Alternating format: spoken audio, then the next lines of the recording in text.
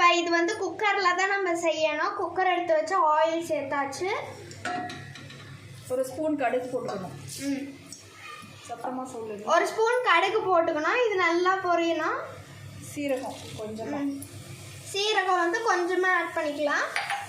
அடுத்து கருவேப்பிலை வந்து பிச்சு தான் போடணும். ஆமாம், கருவேப்பிலை வந்து பிச்சு பிச்சு தான் போடணும். தெரிச்சிடுமா?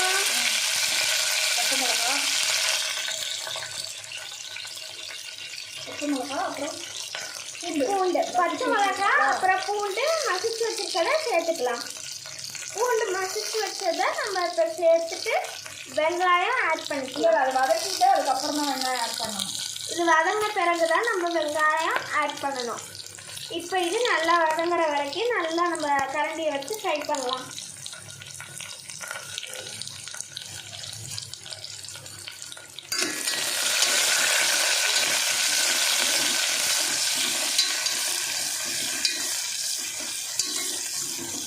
அந்த பூண்டு வந்து கொஞ்சம் மசியணும், வதங்கணும். சரியா? நல்லா இந்த கலர் வந்து கொஞ்சம் மாறினோடனே வெங்காயம் சேர்த்துக்கலாம். ஓகே. இது வந்து இட்லி, தோசை எல்லாத்துக்குமே நல்லாயிருக்கும். இப்போ வதங்கிடுச்சா? இப்போ ஆனியன் சேர்த்துக்கலாம்.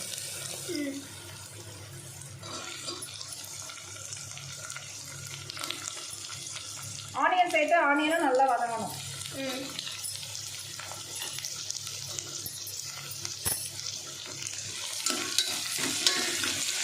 ஆனியன் வதக்கட்டும், வெயிட் பண்ணலாம். ப்ரௌனிஷ் ஆகிற வரைக்கும் வதங்கணுமா? ஆமாம், அது வரைக்கும் வெயிட் பண்ணலாம். ஓகே.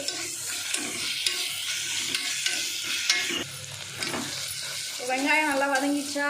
பட் கலர்லாம் மாறிடுச்சு. இப்போ வந்து தக்காளி சேர்த்துக்கலாம். இப்போ தக்காளி சேர்த்து நல்லா ஃப்ரை பண்ணலாம்.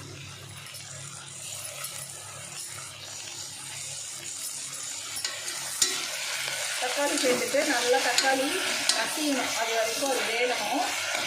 இப்போயே உப்பு, மஞ்சத்தூள் எல்லாமே எல்லாம் சேர்த்துக்கலாம். இப்போ நம்ம உப்பு ஆட் பண்ணிக்கணும். அப்புறம் மஞ்சத்தூள் கொஞ்சமாக, அப்புறம் சாம்பார் தூள் கொஞ்சமாக. உங்களுக்கு எவ்வளோ காரம் வேணுமோ அவ்வளோ போட்டுக்கலாம். ஏன்னா பச்சை மிளகா வேறு போட்டிருக்கோம்ல, அதனால் காரமாக இருக்கும்.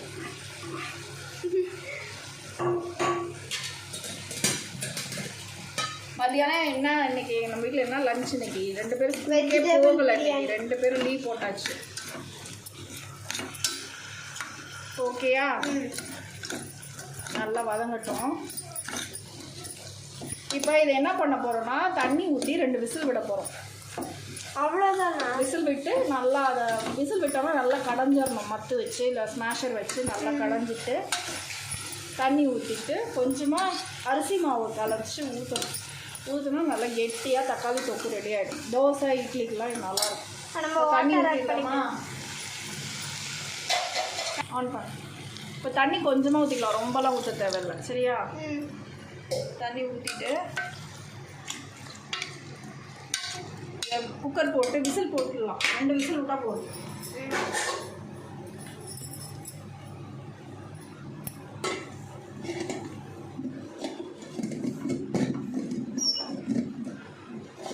எப்போ பார்த்தாலும் இந்த மூடி நம்மக்கிட்டே மக்கள் இல்லை. அது வீடியோ எடுக்கும் போது தான், மற்ற நேரத்தில் ஒழுங்காக இருக்குது பயப்புல. உங்களோட சேர்ந்து நானும் இப்படி பேச ஆரம்பிச்சிட்டேன். என்னன்னு பாவேன். மூடு பார்த்துக்கோங்க. எங்கள் அம்மா குக்கர் கூட உட்காந்து பேசிகிட்டு இருக்காங்க, சண்டை போட்டுட்டு இருக்காங்க குக்கரோட. விசிலில் 2 விசில். இன்றைக்கி அதே சேம் கேவரு, கம்பு, தோசை தான். மாவு இன்னைக்கு நைட்டோட முடிஞ்சிடும். இப்போ 2 விசில் விட்டோன்னே இறக்கிட்டு கொஞ்சமாக வந்து கடல மாவு இருக்குல்ல, கடல மாவு அது 1 ஸ்பூன் கரைச்சி வச்சுக்கலாம். கடல மாவு 1 ஸ்பூன். கடல மாவா? அரிசி மாவு, சாரி. நல்ல வேலை காய்ஸ் நீங்கள் செய்யலை. ஆமாம், கடல மாவு இல்லை, அரிசி மாவு. நீ பார்த்தேன். கடல மாவு என்ன மஞ்சள் கலரில் தானே இருக்கும், லைட் ஒயிட்டில். இது என்ன ஃபுல் அண்ட் ஃபுல் ஒயிட்டில் இருக்குன்னு பார்த்தேன். இதை வந்து தண்ணி ஊற்றி கொஞ்சம் கெட்டியாக கரைச்சி வச்சுக்கணும். இது எதுக்கு ஊற்றுறோன்னா அந்த குருமா வந்து சாரி அந்த கடைசல் இருக்குல்ல அது கொஞ்சம் கெட்டியாக இருக்கும். இது ஊற்றுனோடனே கொஞ்சம் கெட்டியாகிடும். இப்போ அது விசில் வந்தோடனே எடுத்து ஸ்மாஷ் இருக்குல்ல நம்ம கிட்ட, மத்து இருந்தால் மத்தில் கடையலாம், இல்லைன்னா ஸ்மாஷர் இருக்குல்ல ஸ்மாஷரில் வச்சு தக்காளி எல்லாத்தையும் வெங்காயம் பச்சை மிளகாய் எல்லாத்தையும் ஸ்மாஷ் பண்ணி விட்டுட்டு இந்த அரிசி மாவை ஊற்றிட்டா வேலை முடிஞ்சிடும். விசில் வர ஆரம்பிச்சிருச்சு. இதோ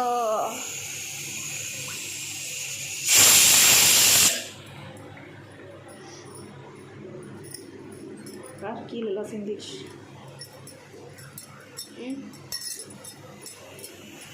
எத்தனை விசில் வரணும்? 2 விசில். ஆஃப் பண்ணிடலாம். ஆஃப் பண்ணிவிட்டு ஒரு 2 நிமிஷம் அது ஆவி போன உடனே எடுத்துட்டு இதை ஊற்றிட்டு கொஞ்சம் கொத்தமல்லி போட்டால் தக்காளி கடைசல் ரெடி. இது சாதத்துக்கு போட்டு சாப்பிட்லாம். இதிலே கொஞ்சம் தேங்காய் சோம்பு அரைச்சி ஊற்றினா அதான் வந்து தக்காளி குருமா. இதிலே கொஞ்சம் நம்ம புளி ஊற்றி, அதுக்கு பேர் என்ன, புளி ஊற்றி வெண்டைக்காய் கத்திரிக்காய் போட்டால் புளிக்குழம்பு. இப்போ இந்த ஒரு வெங்காய தக்காளியில் நம்ம நிறைய டிஷ்ஷு செய்யலாம். இது அம்மா தேங்காய் அரைச்சி ஊற்றி செய்வேன் மத்தியானம், தக்காளி தொக்கு மாதிரி. தக்காளி அது பேர் என்ன, கடைசல். இது வந்து நம்ம நைட்டுனால இன்றைக்கி மத்தியானம் வேறு பிரியாணி சாப்பிட்டோமா, அந்த பிரியாணி வந்து ஒரு மாதிரி டைஜஸ்டபிள் ஆகலை, அதனால் இப்போ நான் இது குருமா செய்யலை. இங்கே பாருங்க மத்தியானம் பிரியாணி ரெசிபி போடலான்னா அவள் தூங்கிட்டா. ஆமாம். இப்போ விசில் 2 விசில் விட்டாச்சா?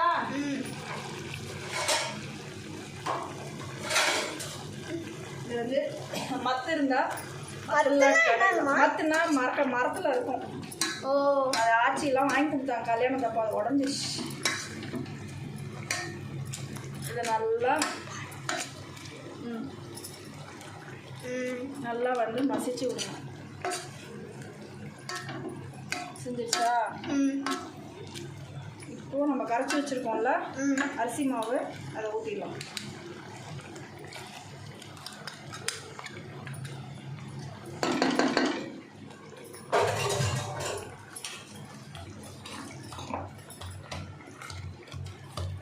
அவ்வளோதான், ரெடி.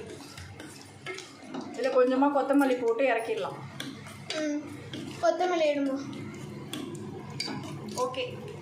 இப்போ தோசை ஊற்றிட்டு சாப்பிட்டுட்டு டேஸ்ட் பண்ணி சொல்லுவாங்க. நம்மளோட தக்காளி கடைசல் வந்து ரெடி ஆகிடுச்சு. நான் டேஸ்ட் பண்ண போகிறேன். லக்ஷனா தூங்கிட்டான். தூங்கலாம் இல்லை, முடிச்சுட்டு தான் படுத்துருக்கான்.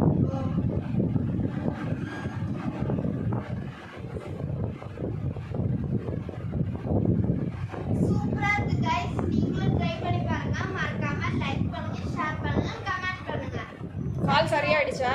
லைட்டாக தான் லைட்டாக இருக்குது, சரியாயிடும். சப்ஸ்கிரைப் பண்ணி பெல் ஐகானை கிளிக் பண்ணுங்க. பாய் गाइस.